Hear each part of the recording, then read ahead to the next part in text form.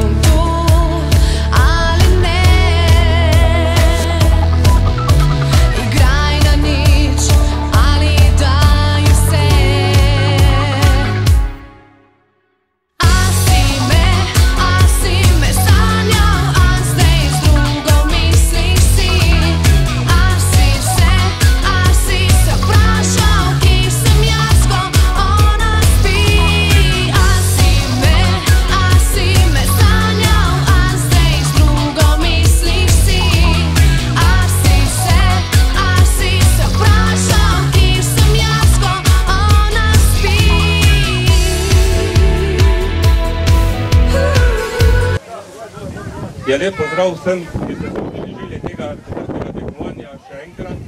Posebej bi tu pozdravil občinske svetnike, to so svetnica Bernarda Klančnik in pa svetniki Aleksandr Hude in Zdravko Krajn in pa Aleksandr Kamlek. Ter seveda predsednike četrtnih skupnosti, predvsem predsednika četrtne skupnosti Stari Trg, kateri je tudi dogovoril to tekmo tu na tem mestu, in pa predsednika moje četrtne skupnosti, to je četrtne skupnosti Legen mesto Janeza Šisernika.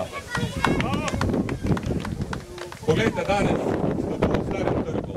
Stari trg je del Slovenjgradca, del Mislinjske doline, del naše čudovite Mislinjske doline. In če se vprašamo, kako mi pridemo do te Mislinjske doline oziroma do Slovenjgradca, imamo dve lepe poti. To je rimska pot čez Graško goro in pa avtobusna pot čez Hudo luknjo. In kaj mislite, zakaj je to tako? To je zato, ker imamo takšno vlado, ki je vseeno, kakšna pot vodi na Koroško. Ampak mislim, da se bo to spremenilo. Moramo imeti prave poslance. Tudi sedaj imamo poslanca, celo plemenitega. Ampak njemu je vseeno, kakšna je Koroška, kakšna je Mislinjska dolina, čeprav je naš poslanec. Socialni demokrati vam tokrat ponujamo na volitvah mene.